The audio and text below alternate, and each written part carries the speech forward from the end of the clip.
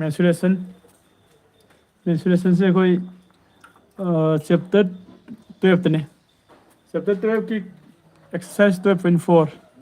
Question number 1 होर करे 2 होर करे 3 4 5 6 फाउ कोई होर करे कनागुंबा जाहौदबसिंग किसी यूट्यूब चैनल से सर्विस चैनल से संगगा येंगो एक्सरसाइज 12.4 द क्वेश्चन नंबर 1 दगिना क्वेश्चन नंबर 6 फाउ अवेलेबल होरबने हेको अदुदी कोई ngasi hot ka dawisina question number 7 फाइन खन क्वेश्चन नंबर 7 सु कोई hot करे को क्वेश्चन नंबर 7 सु hot करे अदुदी क्वेश्चन नंबर 8 जेंगस क्वेश्चन नंबर 7 सु चैनल द फंगमनी को अदु क्वेश्चन नंबर 8 से जेंगसी 7 जे ngara nahanoi sound lakti haibre kunum hagiब्रा 6 का 7 का को साउंड लागती है बदो अनी से अमुकम हलग होसेब्र करी है बा कमेंट सेक्शन दंग दंग पिरो 6 का 7 गदो यारगदरा नत्रगना 6 का 7 गदो अमुका हलग होसे है ब्रा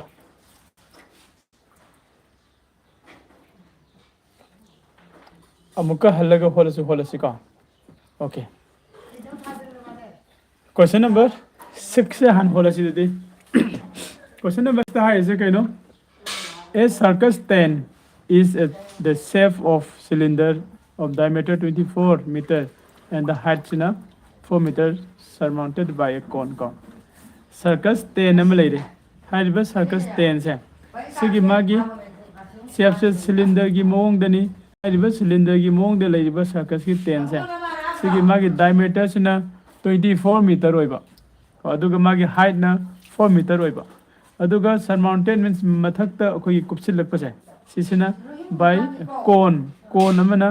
the same radius and the height sagi kogi cylinder gi radius to sab mana ba cone amana lakpa ko aduga magi height na 5 meter ni hai sai ko okay adu de jengasi kari putho ni jengasi find the capacity of the tent to gi capacity putho hai 10 की capacity है 10 की volume दो इधर and the cost of canvas का cost of canvas at the 10 of 120 per square meter का यार का सिन्हांदी whole करे दो कुछ साउंड हम तो लागते हैं बगी अमुक हम हल्लक पनी का अदुना सिदा कोई ना जेंगदी से कहीं ना का अंदर क्वेश्चन से खरी है ना ज्ञान तान ना बा कोई ड्राइंग तो मिलना चाहिए को कंपास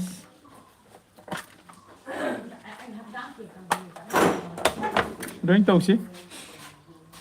क्वेश्चन दा इसे 10 हाउस में ले है बनी हाई रिवर 10 हाउस की मथकता करीना सरमाउंटेड बाय द कोन है को अदुदी 10 हाउस तो हना कोई ड्रॉ तो रसे 10 हाउस में मागी हाइट से को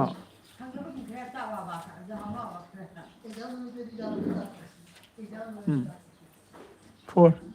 ว่างมือ4เนี่ยเราเลยก็คือเราสิสมัยนั้นนะจะกันให้ไปเลยก็สิสินะเขากี่นักกี่คนดูกี่10 house ดูกี่ก็10 house ดูกี่คนนี้ขลังสิ10 house ดูกี่มากี่सिलेंडर की फॉर्म दे लेबा का मैं डायमीटर ना क्या नहीं है क्वेश्चन दा डायमीटर ना 24 होइबा का डायमीटर ना 124 खक्ता नहीं का डायमीटर ना 24 मीटर डायमीटर से 24 मीटर ने 100 नत्र अदुगा मागी हाइट से ना 4 मीटर होइबा अदुगा सिगी मथक सिदा सरमाउंटेड बाय कोन नमना मथक ते कुपसिल ले हारे अदो ई छने ते कुपसिल लगे कब को यंगसे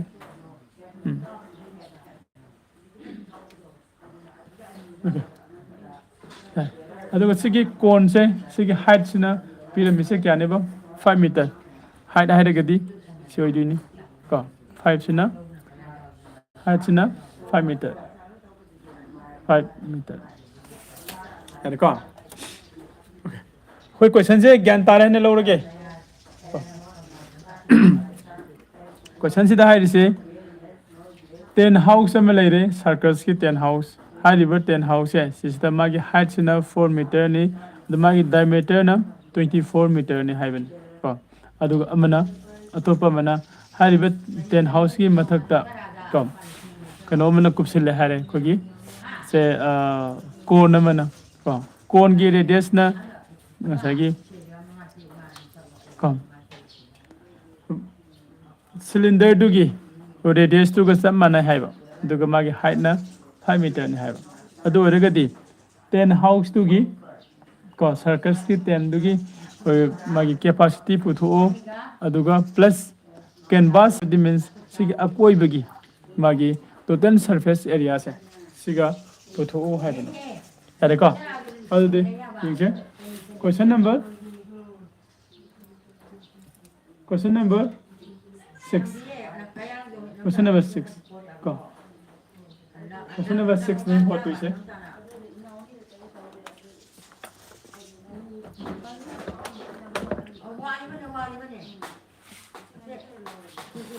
ये पेंसिल कदा लेके ना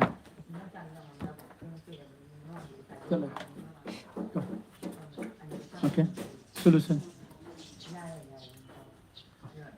solution ले solution दा कोई एग्जामिनर से न कोई हंगनिंग ब खोनिंग ब लोइना कमेंट दा हंगो को इंगे सिदा कोई न पुथोक दो बसिदा को कोई की पुथोक दो बसिगी दका ओइबा कनो सिंग दो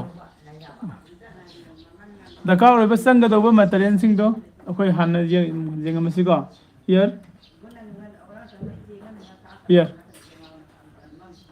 here come my diameter the koi radius butho masi radius of the kano se cylinder se radius of the cone se ka man hem radius tang haragi ko radius r se equal to ko diameter na 121 jauge only 24 khatan in even sore ko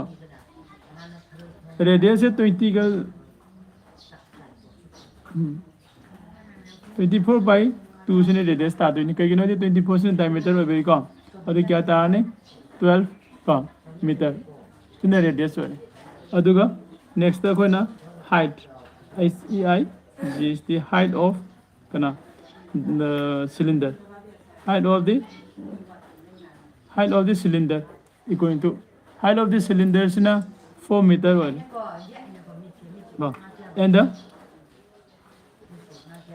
and height of cone height of the cone height ani ladra adudi sigi cone gi height se koi h1 hairam magi e ko sina 5 meter ko height ani suraka dore amana cone gi height ne atopa amana cylinder gi height are ko mathang dadi koi ne sigi 10 house की capacity पुथोकपा means volume पुथोकपा है बने है को volume पुथोकपा की formula ददी दोनों काइदरे मथंग दा कोई सी की 10 house की मागी total surface area पुथोकपा मतम दा कम कनो से जाओ गदौरी सिगी कोन की total कोन की surface area जाओ दुरी बा कोन की surface area पुथोके है गदी मागी कोन की surface area से सीधे लाई से like formula to pi rl oiduni ba pi rl oiduni pi rl oiragadi sigi l sidi koi islan height ne ka islan height ladi somna kanda ngam da bai saruk am jawi se sumi ka ngam da bagi saruk am jawi sigi islan height se koi puthom se ka and the islan height kom kamalo kolasi adu n se sido in irage n ka koi I do hore solve to go matam da sang do ba da ka ba material sing do and island height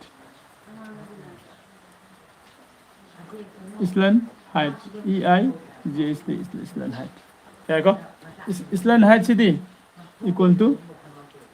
root over L square plus का sum soji le ke num tawre ko l nate s square plus r square oigadaba s square plus r square ko ado sigi isna magi kon sigi icc orani adu r na si orani r se kya orani r se 12 orani देखो r से 12 adu the equal to gonna 5 square tare plus r gonna r gonna 12 square ko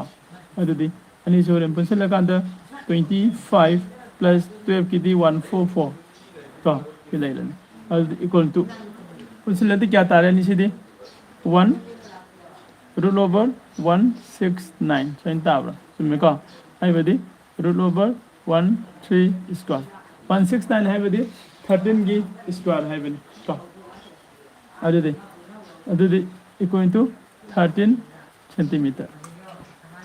13 centimetre अगर 13 centimetre सुसोरे 13 metre हो गए तो वो कोई से metre पीरम बनी ना अरे का 13 मीटर अरे का कोई ने इसलैंड हाइट हन पुथो में से करी गिने अब कोई ना इसलैंड हाइट हन पुथो इसे करी गिनो है कांदा तो तंग आयो को नोई वीडियो से सेंगने लाखो लाखतबा कमाई तो गेम तो हारो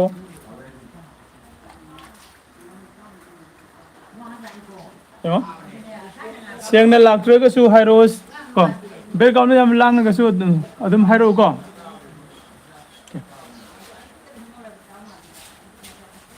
सिने स्लैंड हाइट है SLANT स्लैंड हाइट अरे को कोने स्लैंड हाइट पुथो में से करी गिनो सिगी कोन की होरे कोने सरफेस एरिया पुथोरक मतमदा मागी सिगी L से दका ओइदुरिबो सिगी L से दे कइनो हारे गदि L से दे को मागी सिगी हाइट टू निविस्टन हाइट यार ने अदि होजे कोइ कैपेसिटी ऑफ 10 दु पुथोस यारे क्वेश्चन की मतुगिना नाउ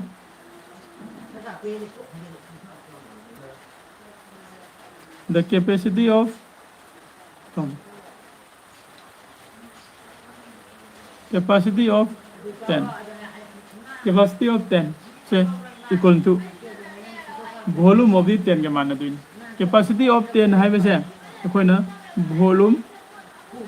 of the 10 का capacity है दी माँ किसी की मनुंग दे सन बदुनी नट्रा अदु दी volume of the 10 दो इधर सब मानना दुइनी का volume of the 10 है वैसे equal to volume of the cone सिगा volume of the cylinder सिगा अनि से पुल्ला कांदा ngसागी मागी अपुन बसिगी volume से तादोइन सुम्ब्रा सुमिका volume of the 10 है वैसे volume of the cone दुगा volume of the cylinder दुगा अनि से पुल्ला कांदा कोना volume of the को 10 house तो फंगदुनि अदुदि यंगसी volume of the cone को volume of cone volume of cone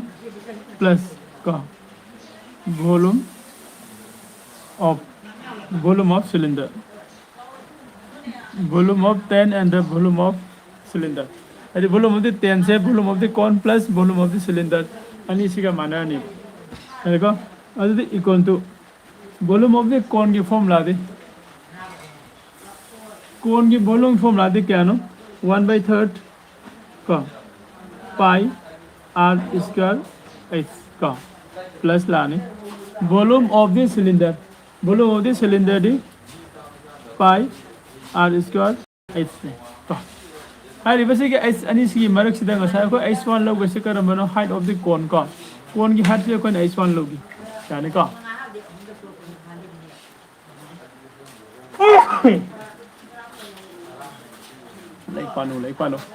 like पानो कोई सेकंड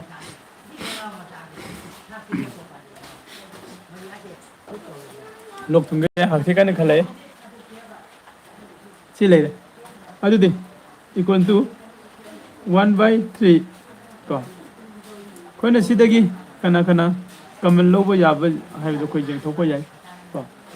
करम नंबर कमन लोबो यागे ना को कमन लोबो याब दे जंग थोसी को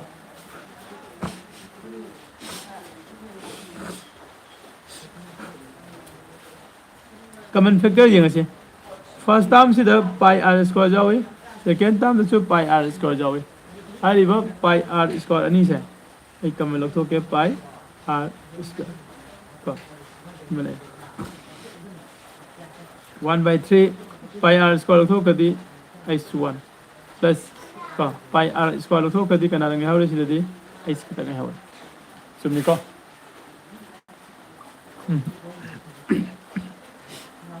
adidi equal to pi di 22 by 7 into r di kaya no khogi 12 ni ko r se 12 ni adidi 12 square ko sumni ko adidi bracket manung gi yango 1 by 3 into h1 di kaya no h1 di 5 ni duga plus h2 di h2 na sorry h square h na 4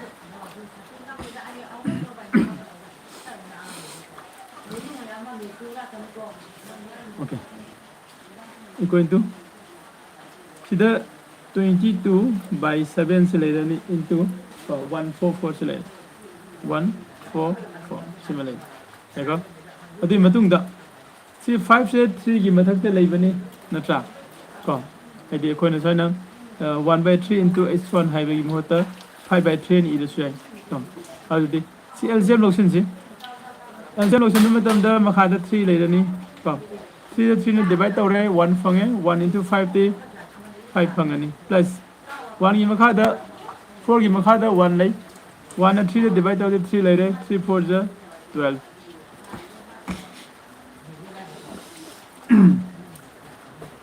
finally ready de tidak hina come equal to ilake equal to 22 by 7 22 by 7 into 144 into मथक तक क्या ले रहे हैं मथक तक 5 plus 12 को 17 17 by 3 correct को और ये सिक्स 3 से ना सीधा डिवाइड आउट आउट से कम 3 4 जा 12 को 2 ले में 2 का 4 24 ले यानी 3 8 जा 24 चुम्बरा कम 3 4 24 और ये equal to 22 into 48 into 17 divided by 7 तो सही सिगी अहुम से कोई पुन अहुम मल्टीप्लाई तो थोक से कम अहुम से पुन मल्टीप्लाई तो वो तो ये मतलब से चुम सांगने कम कैलकुलेटर गुम्बा से नरेगा मल्टीप्लाई तो रदी कुगनी कम अदो सिगी अहुम सिगी मल्टीप्लिकेशन से 17952 का हम से की मल्टीप्लिकेशन से 17952 तारे अदो डिवाइड बाय 7 का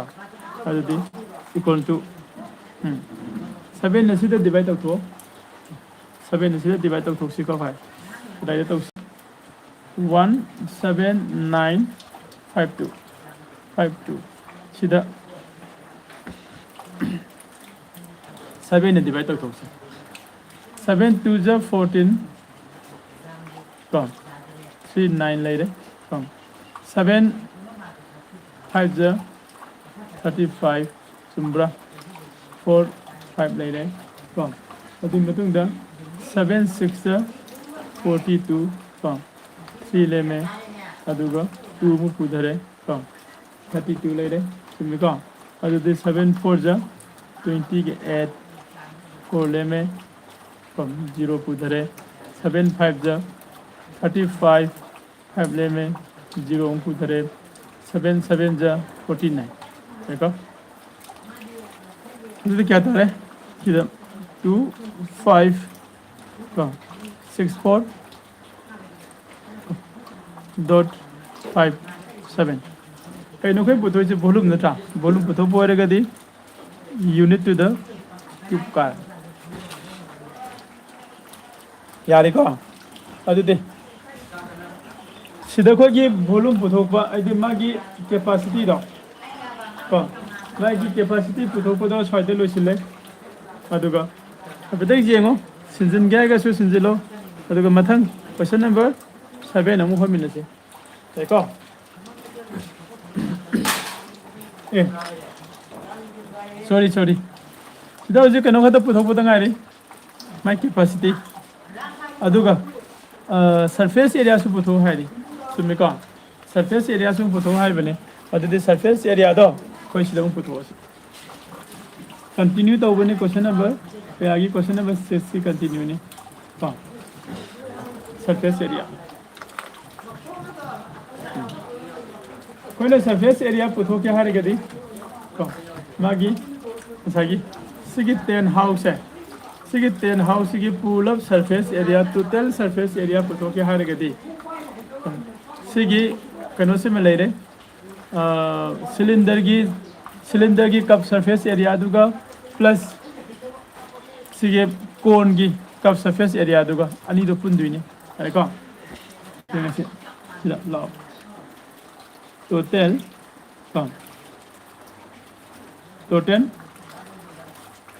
cup surface area hai doga cup surface area cup surface area of sagi semi bedo kadiba 10 doni the 10 ka 10 house hai su yare na plugin circus ke 10 ka we have the equal to cup surface area of cup surface area of kanagi cone की का cup surface area cone सी का plus cup surface area of cylinder है का cup surface area of कौन सी का surface area of cylinder का अनि से पुल्ला कांदा ngasa gi sigi total surface area of 10 house si phangduni karani adudi ani se koi magi ko sana ba formula do tho se kab surface area of cone hai bidi kyano pi rl hai bani ko pi rl ko aduga plus kab surface area of cylinder ki formula di twice pi r h है अदुदे हारि बसिगी ताम अनि सिदगी formula अनि सिदगी common factor से कोई लखोक से common factor लखोक कांदा सिगी first term the pi r जावे सेकंड टर्म में pi r जावे हारि ब pi r से कोई लखोक से को pi r से लखोक मतुंग द सिदा कना ले होरे द l ले होरे प्लस pi r लखोक दी ट्वाइस h ले होरे सिगी ऐसे कनानो सरफेस एरिया की नजर करना तो ने सिलेंडर की h तो निका इक्वल टू पाई दी 22 by 7 r दी 12 का अदो कोई लेंथ स्लैन हाइट कोई ngasa क्या फंगरे 13 फंगरे का स्लैन हाइट से 13 प्लस ट्वाइस h ते कोई क्या लोगी बंगसा 4 ने का क्वेश्चन ने पिरम बने ट्वाइस 2 into h ते 4 ऐसा चुमिका अदुदे equal to 22 by 7 into 12 into सी ब्रैकेट मनुंगी से मागी ऑपरेशन से लोशन से तो 13 प्लस 2 4 the 8 ओइदी क्या ताने 21 चुम्ब्रा 2 4 the 8 से प्लस 13 हसन दिन 21 का अदुदे 7 से नामु 7 से ना another couple 21 का आदि 3 फंगनी ओके अदुदे इक्वल टू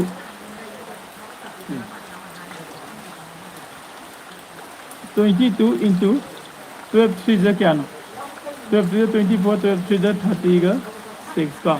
अदुदे 22 का 36 का मल्टीप्लाई तो दे 36 2 जा 70 का 2 तुमरा 72 अनि तुमसे लदे 297 792 792 अदुगा मीटर स्क्वायर मीटर करिगिनो माने सरफेस एरिया हाइबनी नों याम kan silak pase sound lang ko wat pra sound singam bodong bande ko aduna hence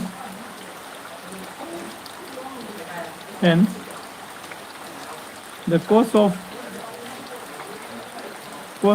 canvas cos of inverse asai ko ki 10 house ki sigi cup surface area da adugi total cup surface area ki same sabda changba amount ni man putho ha sigi adu sigi area se koi phangabani na ha sigi area sida kona kedobe kedorani dai question da piba rupees to kya no 120 ni so area sida 792 sida into 120 sina multiply to देखो अभी क्या तारे ये 792 सीधा 120 ना multiply तो वो 0 ले लेने 2 2 जो 4 2 9 जो 18 1 carry 2 7 जो 14 15 कम ना 2 9 7 0 4 0 5 0 4 0 5 अदुगा 8 9 15 25 ओके ये क्या तारे हम सौ तारे का 9 95 040 50 हाइब्रिड मीन्स सिगे 10 हाउस है सी सेम न होना बता मागी खाजल लिबा मागी सरफेस टोटल सरफेस एरिया से सी सेम मतलब दा तो 95 40 से संगे है अरे का कहीं तो रोगा कोई क्वेश्चन नंबर 6 सादे लो सिले अदुगी मतुंग दा कोई क्वेश्चन नंबर 7 नमु जेंग मिनसे नोंग जुबे से साउंड फजने लाखों कमाई तोगे साउंड से ताब फंगब्रा नतगा ताब फंगदब्रा कमेंट होगे तोरो सूरज जावरी ब्रो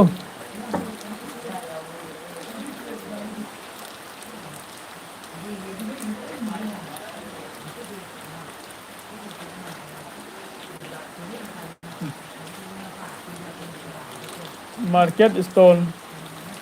उद्रे ए उदब से जाओ ब्रो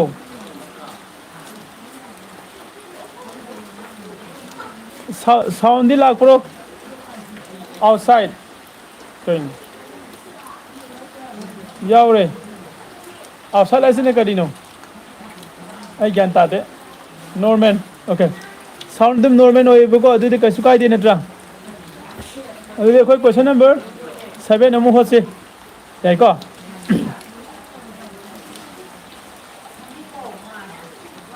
क्वेश्चन नंबर 7 आई तेना अनुभव में है क्या नसीदे सुती नी ना खरे हम होल सु याइदा याद रो करी काय के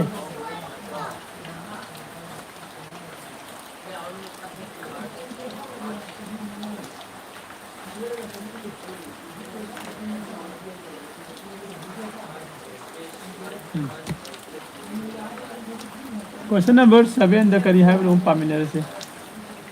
हाँ ठीक है question number 7 we go question number 7 the a circus 10 of height 15 meter है circus 10 circus की 10 number of height 15 meter वांगबा is in the form of cylinder of diameter 32 and the height is 3 meter. 3 meter na height oiba aduga 32 meters na magi diameter oiba ko adugumba circles ki ko kanoma cylinder gi mong de leiba circles 10 nam leire circles 10 sigi apun ba wang budi 15 ni ko aduga circles 10 sigi the cylinder gi form ma yauri aduna 32 diameter oiba aduga height na 3 oiba surmounted by a cone of the same radius. Okay. Kano su same radius na kano to roga ko gi mathak kupsin ba hai tare. Cone na mathak su kupsin le hai ri. Drawing to khanga ni ko adu find the volume of the 10 ki volume to putho and the cost of the canvas at the rate of rupees this is putho hai square meter. Question ding asai gi to ko manai adu question से हेन ज्ञान ताना ना बकोय कदौसिगे drawing अमता हाना तौमिनसी याइको नोय अतै class 10 की इमानबी सिंगदो अदुसु पाव दम हाबियुको अदु class 9 की सु याइ मैं क्लास 9 की अंगांग सिंग अदे खय प्रोजेक्ट से दुम मोसे 10 कार अदुबनिना कनो जे होट होबो बन क्लास 10 की का सर्कस की हनक सुसा मानना 10 हाउस में लेरे हाइदिबा 10 हाउस है सिसिगी वागी डायमीटर ना माने पिरामिड से 32 मीटर का सिगी डायमीटर से सिना 32 मीटर एम पिरामिड 32 मीटर है का अदुगा सिगी मागी लेरिबा सर्कस की सिलिंड्रिकल फॉर्म द लेरिबा मखा थंग सरुक से सिगी हाइट सिना 3 मीटर एम पिरामिड यारे को अदुदे अतोपा मना सर्कस की मथक तंग सरुक से सिसिदा सिगी सरुक सिना माना को कनोगी टाइप ता के कोन अमना कुपसिल हाय कोन अमना सरमाउंटेड तवे हाय को वांगरे कोन से इंसे सिलदे टूरनी को स्माइल अदुगा सि कोन सिगी मागी रेडियस ते सेम रेडियस होय हाय बा सिलिंडर दुगा को अदुगा सिगी अपुन बा सर्कल सिगी अपुन बा अवांग बसे टोटल हाइट से सिना पियानो हर कांदा पमाना सिगी टोटल हाइट की पिरामिड को टोटल हाइट से सिदगिना सिबोगी अवांग बा पिरामिड से क्या नो 15 मीटर ने पिरामिड अरे लेरिबसी कंडीशन सिदा माने पुथो अजे सिगी सर्कस की 10 हाउस है सिगी कैपेसिटी पुथो है वॉल्यूम अदुगा लोइनना मागी कैनवास की को संगदब अमाउंट सु पुथो है कैनवास की संगदब अमाउंट मीन्स सिगी सर्कस की सिगी सारिबा 10 हाउस है सिगी टोटल सरफेस एरिया दो अदु पुथो को मथौ तारे करिगिनो सिगी टोटल सरफेस एरिया सिदा खाजिल लिबा कोइसिल लिबा अखोगी फी और मजाई नत्रगी एनी अम और मजाई अदुगी सेम साब की संग रोनिबल आइसे अदु सेम साब संग अमाउंट ना पर स्क्वायर मीटर द 110 संग हैमनि पर स्क्वायर मीटर द देखो पर स्क्वायर मीटर द रुपीस 110 से संग है अदु अपुन बा पैसा क्या संग बनो मानाइसे the cost of the canvas है कॉस्ट ऑफ द कैनवास पुथो क्या है दी सिगी अपुन बा 10 हाउस सिगी टोटल सरफेस एरिया पुथो को संगे टोटल सरफेस एरिया तो पुथो क्या है गदी सिलिंडर सिगी कप सरफेस एरिया अदुगा मथक थंग सरुक कोन सिगी कप सरफेस एरिया पुथो को मथौ तारे को कप सरफेस एरिया पुथो क्या है गदी कोई करी दका होय स्लन हाइट अमुक दका होय स्लन हाइट कौवे आदि को कप सरफेस एरिया ऑफ कोन पुथो क्या है गदी अखोय दका होय से को स्लन हाइट दका होय स्लन हाइट पुथो क्या है गदी कोन की हाइट से कोई खंग मथौ ताय को कोन की हाइट को सिगी कोन की हाइट से कोई कदाय दे फंगनी कम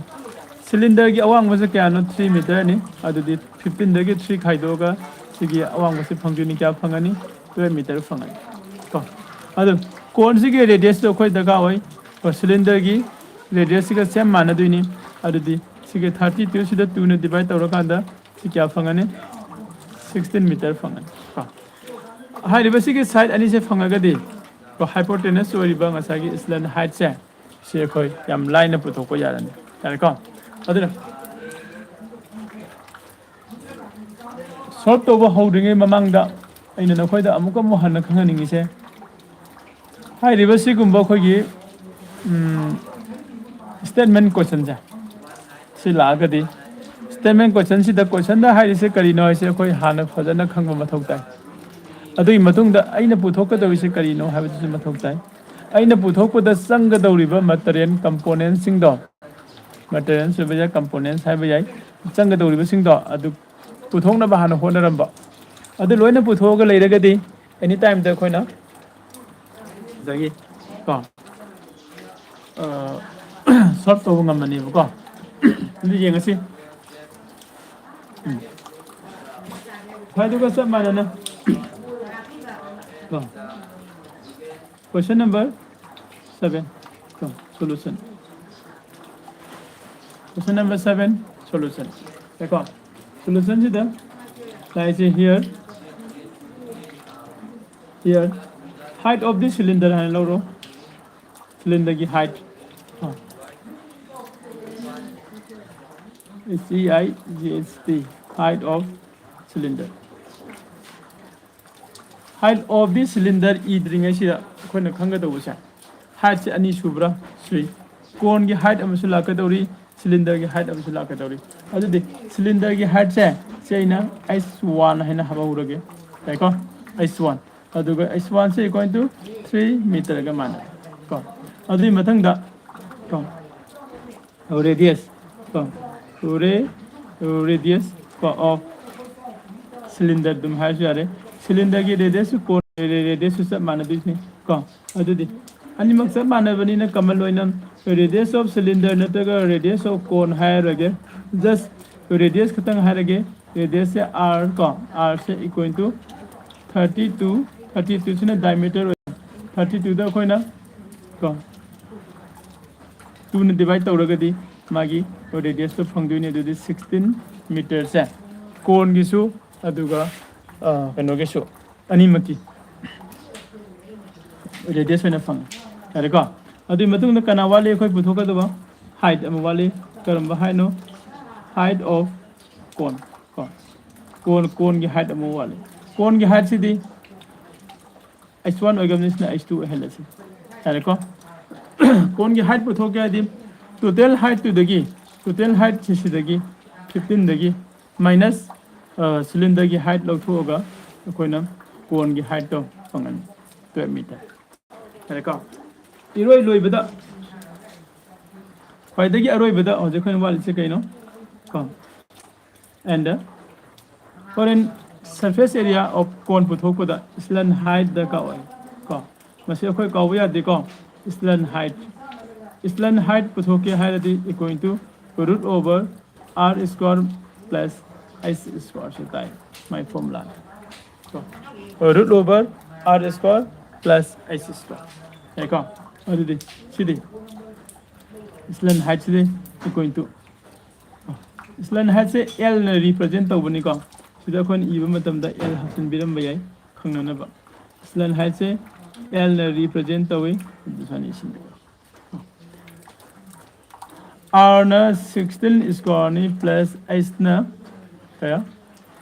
12 स्क्वायर 12 स्क्वायर रूट ओवर क्या आदि सब्जी जेंगासी क्वेश्चन नंबर 7 की कोन फॉलो कुछदा स्लन हाइट की से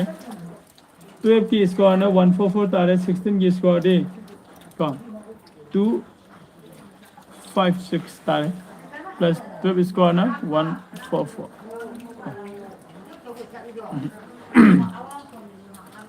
स्क्वायर से को यारिंग है कि 11 दिन 20 बाउ से 1 दिन 20 बाउ सी सराप मा खंदो को फै को आदि अंक होलो को मतम खितंग थुना न को अनि से प्लस तौरो 4 का 6 का 10 4 का 5 का 9 1 के 2 का 10 2 का 3 का 400 ता को 400 ओरेगा दी इक्वल टू 20 की स्क्वायर ताबरा ताई को 20 स्क्वायर ओरेगा दी 20 मीटर को स्लन हाइट से 20 मीटर ता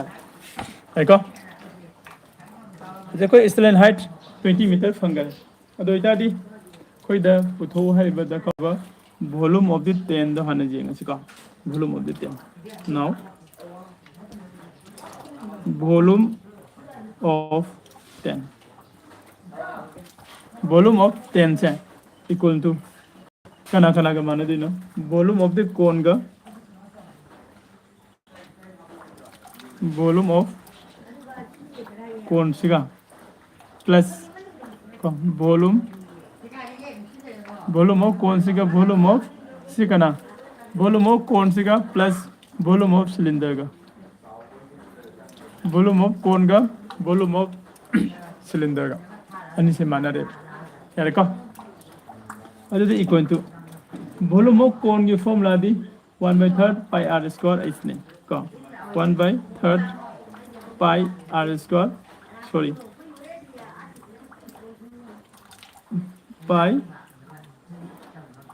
पाई r स्क्वायर इसने अदे कोन की h3 कना होइबो कोन की h3 को height of the cone height h2 ने को h2 plus को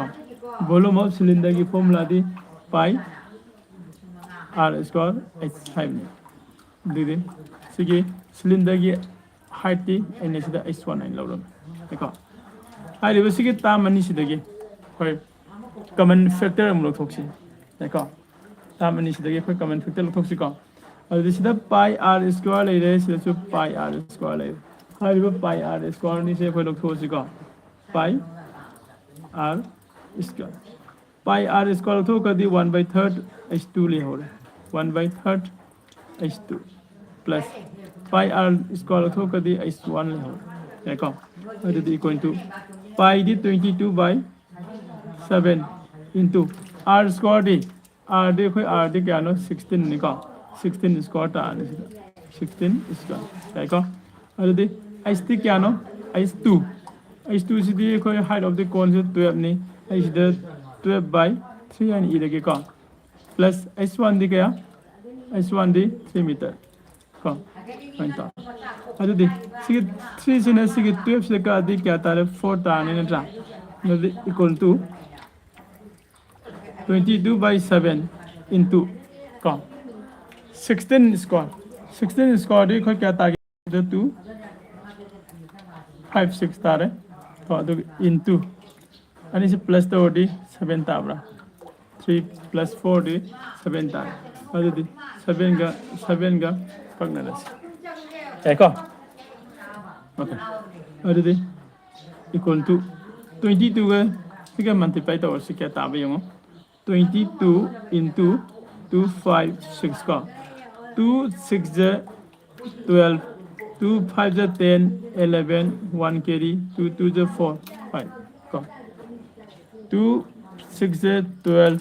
2 5 ज 10 2 2 ज 4 20 का 5 1 2 2 3 6 5 का will be equal to 5 6 3 2 का 5 6 5 6 3 2 वॉल्यूम है भी नहीं ना करियो रे मीटर क्यूब सुमाइना खोना वॉल्यूम ऑफ दी 10 से पुथोप ngame का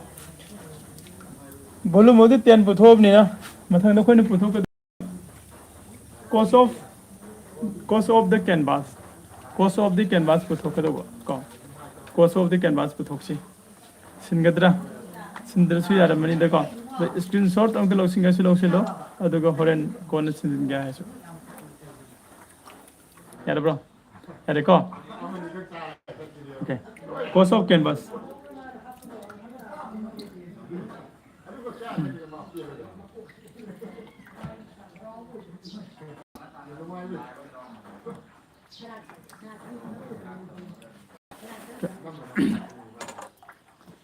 cost of canvas पुथो से cost of canvas पुथो क्या है दी सही सिगी लाइव 10 हाउस है सिगी टोटल सरफेस एरिया हन पुथो को मथौता है देखो सिगी टोटल सरफेस एरिया से पुथो का नखना cost of canvas तो फंगिन तो टोटल सरफेस एरिया तो इनटू का मागी रुपीस क्या नो पिरामिड से 110 का 110 पिरामिड से सिना मल्टीप्लाई तो रखा ना फंगा दो अदो देखो यहाँ ना हम बदो को ने पुथो से कहीं नो then का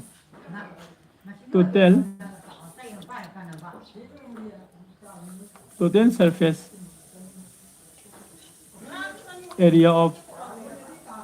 10 का 10 house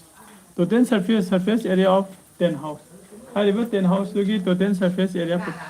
पुथोक से है लगती कोई देखा हो इसे संग दो इसे कहीं लो इक्वल टू का सिगे 10 हाउस सिगे कोन की सरफेस कप सरफेस एरिया का अदुगा सिलेंडर की सरफेस एरिया का अनि से संग दिने का अदुदि कप सरफेस एरिया ऑफ कोन का सिमिलर यानी अदुगा प्लस कप surface area of curved surface area of cylinder. Cylinder. Gyan tariko no ma'am. Okay. Curved surface total surface area of 10 पुथोके है कि curved surface area of cone से का plus curved surface area of कनागा cylinder का अन्नी से पुथोका ना total surface area of 10 से फंगा दो तो equal to curved surface area of cone की formula दे क्या नो pi r l ने pi r l plus curved surface area of cylinder की formula दी twice pi r h का h ऐसा कोई सी cylinder की height से कना लोगी बा cylinder की height से कोई h1 हम लोगी का h1 है का अरे equal to I level tam ani sidagi कोई ना common factor लोग थोक से common factor का common factor खांगे this is pi r जाओगे इस फॉर्म second term से pi r जाओगे का term दगी कोई pi r लोग थोक से कना लोग ले हो रहे l खक ले हो रहे second term दगी pi r लोग थोक करो कना ले हो रहे नहीं 2 का h1 का ले हो equal to pi की value दे 22/7 ने r की value दे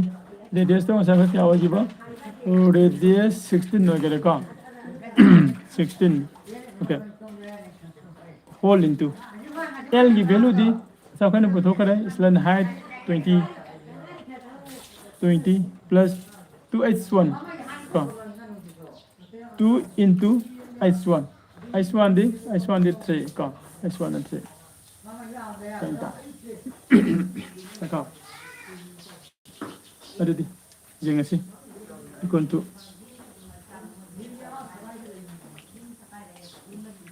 22/7 into 16 into का 2 3 6 6 plus 20 दी 26 का अरे दी 20 का 6 अंतर अरे दी next तो कोई इसे सिगी 22 का 16 का हाल मल्टीप्लाई तो लगभग से का 2 6 12 1 carry 2 1 2 3 का तुम्बरा 16 2 32 ने 32 अनि से प्लस तो दे 2 5 3 का 2 5 3 से 2 into अमुकम 26 ने into मु तक से ताबे हम 6 2 12 1 carry 6 5 30 31 3 carry 6 3 18 21 सुमिको 2 2 4 2 5 10 2 3 6 7 2 5 1 9 का 9152 का 9152 से सीधा 7 ना डिवाइड तक थोड़ा सी बुका 7 ने डिवाइड तक थोड़ा दे 7 1 जा 7 7 3 जा 21 का अरे दे 5 दे 7 ने जनवे याद हमने 0 मुकारा ने 52 ले रहे 7 7 जा 49 ले रहे ने 49 दा 4 अमुको मुलेम हो रहे 4 का 4 0 से 7 अमुसे लदी 7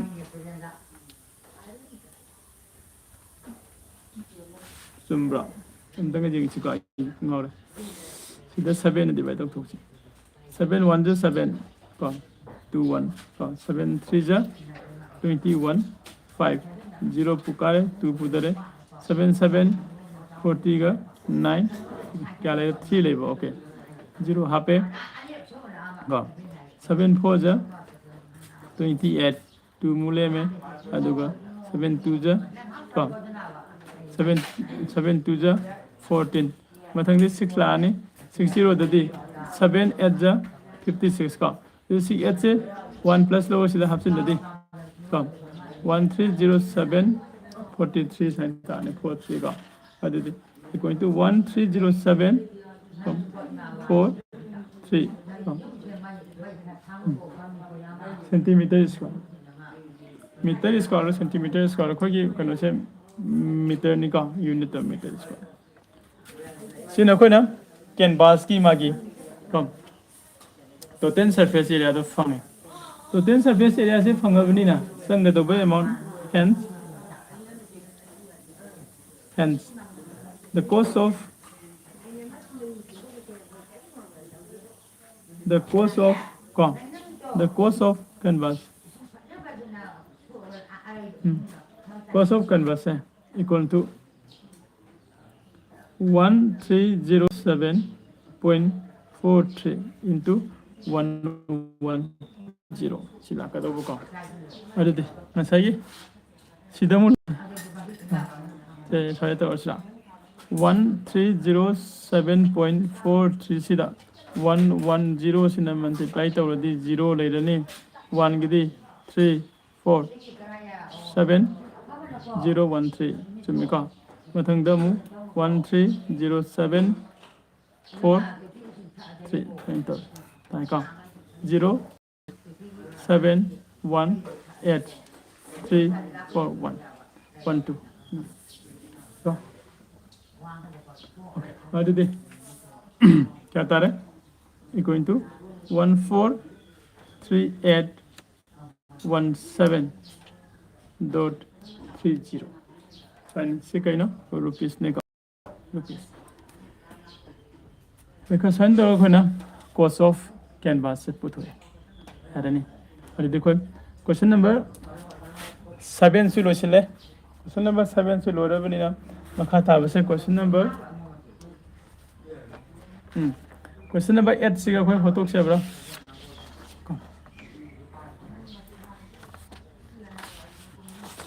सिबु सिंजिंग के द्रो सिंगी के हारेगना स्क्रीनशॉट लॉक से लो है का अदुगा सिलेंडर क्या कहना कोई क्वेश्चन नंबर 7 लो सिलब नहीं ना क्वेश्चन नंबर 8 से मुझे का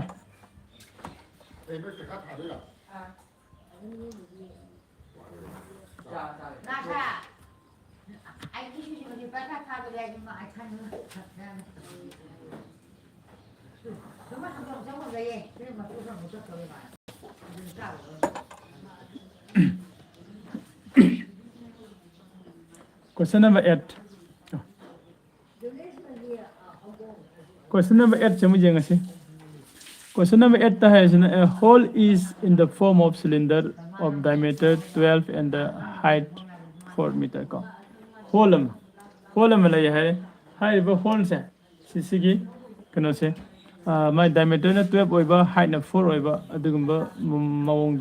cylindrical की ओइबा form कनो में लगे hole में हाई वो hole से surmounted by cone ना मतलब कुछ से ले है whose vertical angle is right angle okay मागी vertical angle कम मागी angle से ना right angle द मतलब कुछ से ले है वो कम find the outer surface area of hole dugi outer surface area and the volume of the air inside the hole ko hole dugi manung de leidiba nungsit ki area duga magi outer surface ki area duga putho hai ko hojiki hole ki basing duga iman manai to bodu masida khoina khangdaba khara yawge dori ko ado koi drawing han tok thoksi drawing han tok thoga hen gyan ta gan ko से cylinder की मोंग दे लेबा तो whole में ले cylinder की मोंग दे लेबा whole से सोन ले रे हाई बस की होल से सिगी सिलेंडर की मोंग दे ले से मागी सिलेंडर सिगी डायमीटर तो क्या ने बहुत जिकदा डायमीटर तो ना 12 ने है तो सिगी डायमीटर से ये डायमीटर से सिना 12 meter ne hai ko aduga height of the cylinder duna 4 meter ko height of the cylinder sina 4 meter ko aduga sigi mathak sida ko 90 degree da ko corner ma 90 degree da surmounted tawe have 90 degree just see 90 degree da corner ma surmounted tawi haiba katang pirame eko makha tabadi ke aduga haji si condition laidibu condition se sida akoi da putho hai sina karino haragadi bam sigi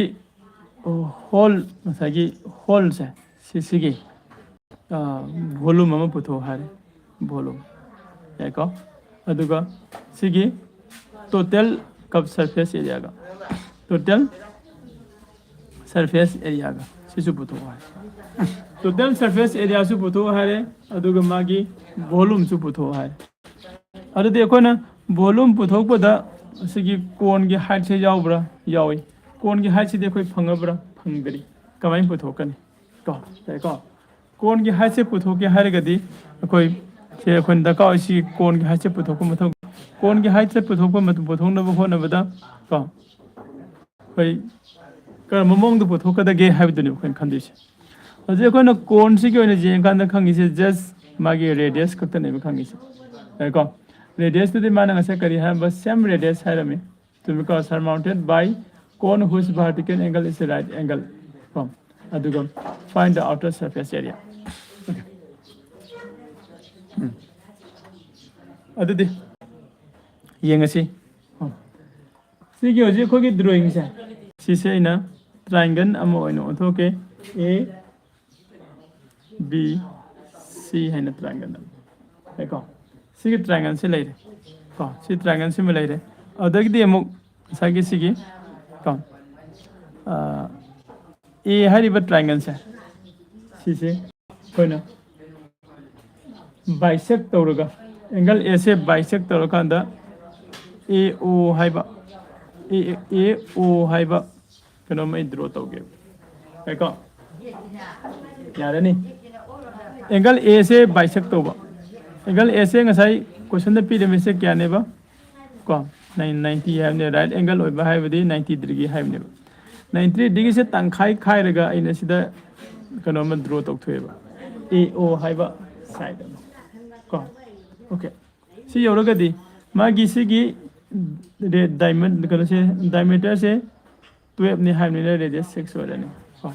अदे अखोई question से solve तौना न बखो नबदा खोइ तो जिक लई सिने कई कइनो अदुगो अवाल पासी कई कनो जिंग आसिबा मागी मटेरियल सिंग दो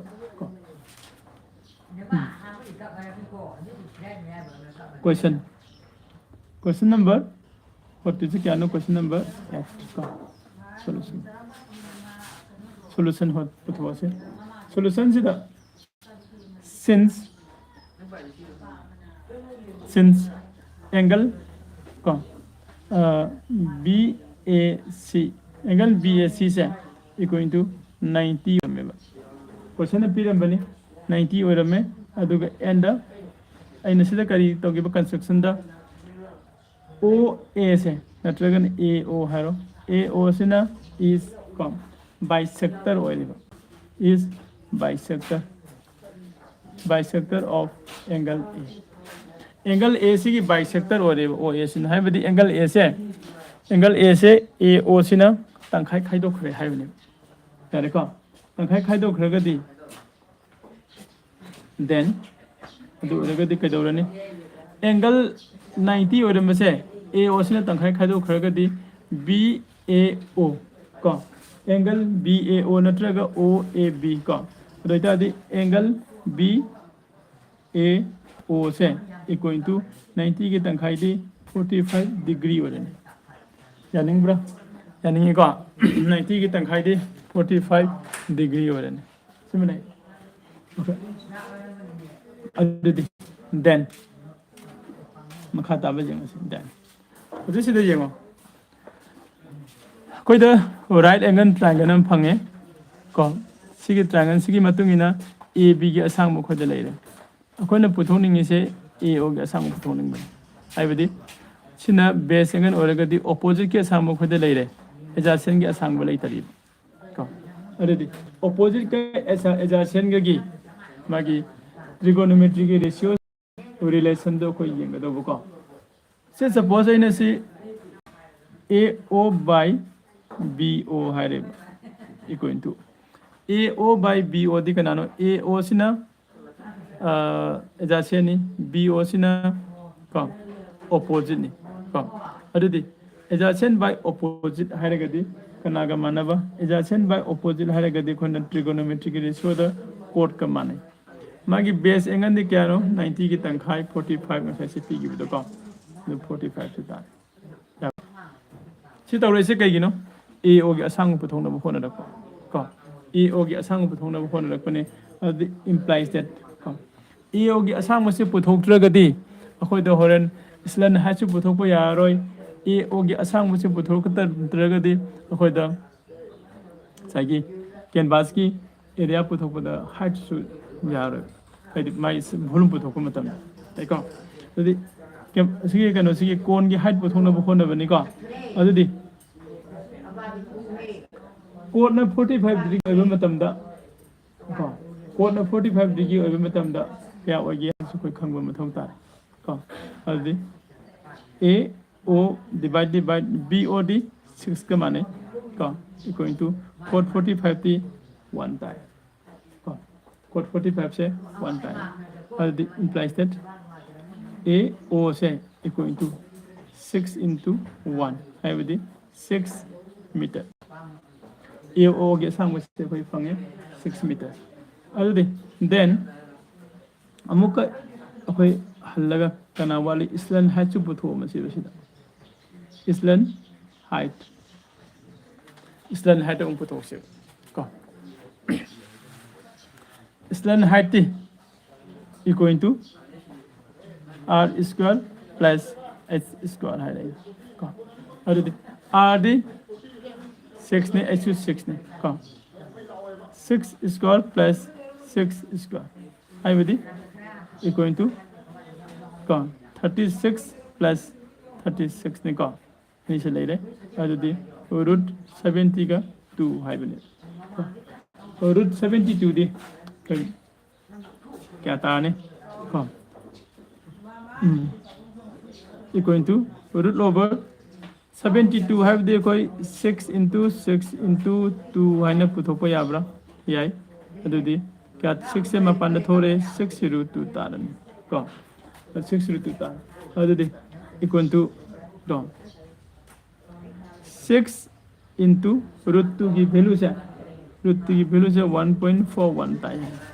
कमाइना root 2 से equal to 1.41 टाइम सी लो रखंदा सी तार 6 ने मल्टीप्लाई तोरो 6 1 is 6 6 4 is 20 का 4 तुमरा because 6 1 is 6 अदुदी 8 का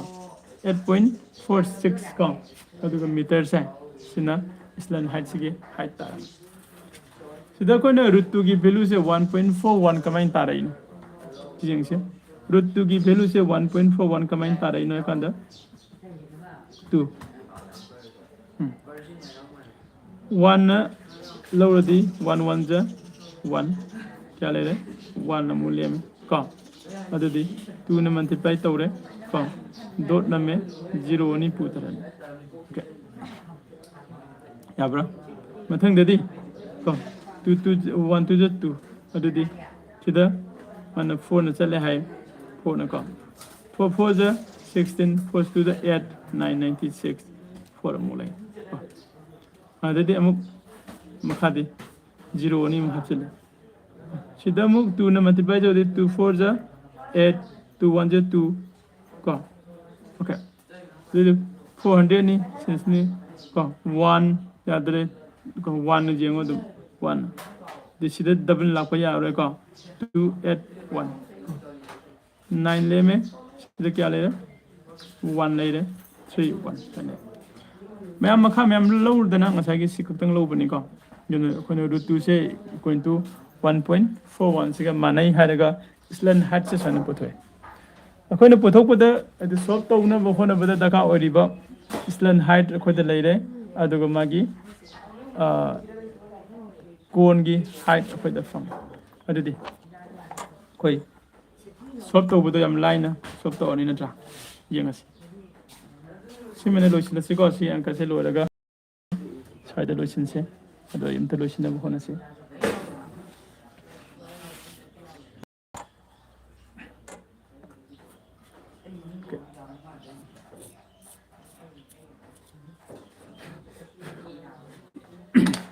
Question number 8 की continue तो बने का question number 8 की continue exercise तो क्या ना कोई होली से exercise 12.4 का कोई तो जी इस्लान height फंगे अदे दी कोन की height फंगे और जो question ना पूछो वो है भी यहाँ हनबा करो से the outer surface area of 10 है outer surface area of 10 है 12 है वो को सुम्ब्रा Manika. Adidi. Now, the outer surface area of hole. Hole lagi outer surface area. Hole sigi outer surface area hai gadi.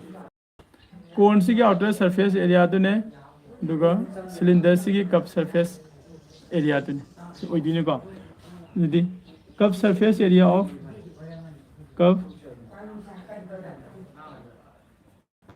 surface area of cone. Similarly, plus cup surface area of kana cylinder. Cylinder can form of banana. Cup surface area of cone siga, cup surface area of cylinder siga. Ani se putho kana tarani. Adudi cup surface area of cone की formula दी क्या no pi r l का plus दुगा cup surface area of cylinder the pi r का twice pi r h देखो high रिबत्ता money सिद्धि कोई common factor लगथोक से common factor pi r से Anik यावरे l plus twice h ले हो रही सुम्ब्रा सुम्बिका और दी pi की वैल्यू दी 22/7 into r की वैल्यू दी रेडियस दी कोई क्या होगा बा रेडियस 6 होगा का तो प्रेजेंट होगा रेडियस 6 का और l की वैल्यू दी कोई करीब फंगी बा 8.46 का और l plus 2 into ht Karamba इस नो तो जाओ ऐसे सिलेंडर के इसने सिलेंडर ht 4 चले इक्वल टू अरे ये मो 6 ने से मल्टीप्लाई तो से 6 2 जा 12 6 2 12 13 by 7 का all into 2 4 the 8 कैसे का प्लस तो उसे लदी कम 8 सिस्टम प्लस तो उसे लदी 16 पॉइंट कितना तारा बड़ा कम और दे इसे सिम तो मुझे क्या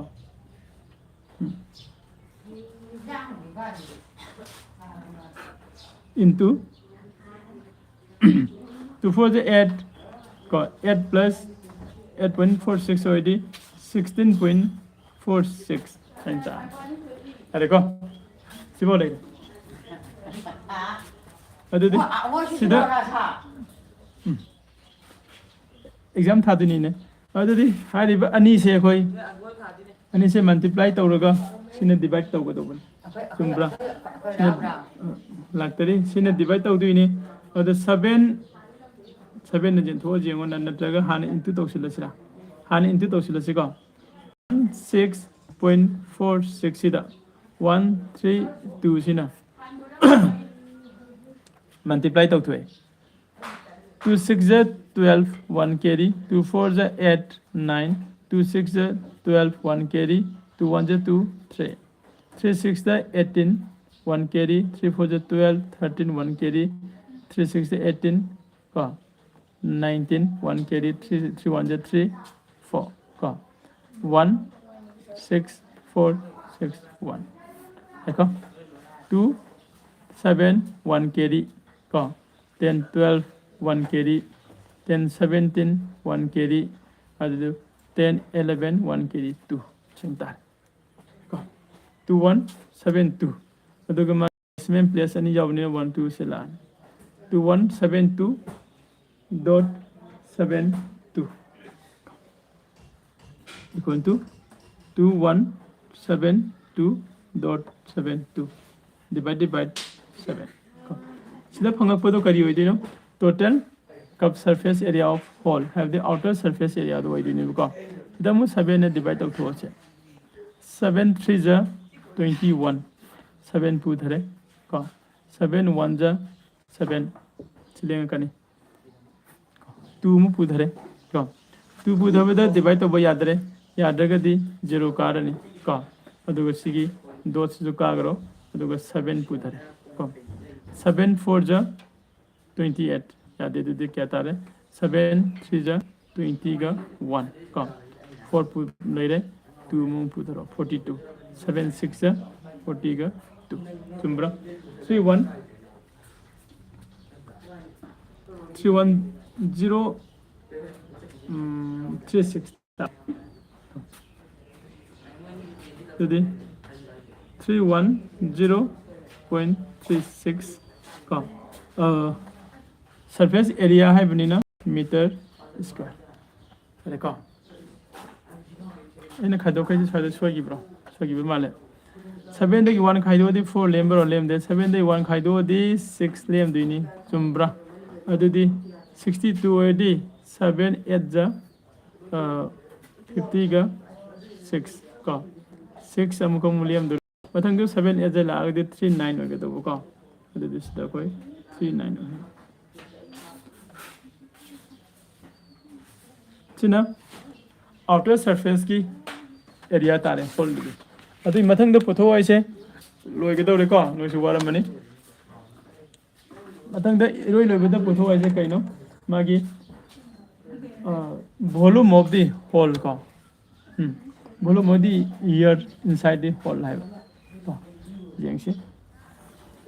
volume of the area inside the hole है बदी मदद लागती से volume of the cylinder plus volume of the cone लाकदो का एक्सरसाइज 12.4 ने क्वेश्चन नंबर 8 की कंटिन्यू तौरपन देखो कंटिन्यू तौरपन देन कोई वॉल्यूम तो पुछो से volume of the ear volume of the ear का कदाई दे लेबा इनसाइड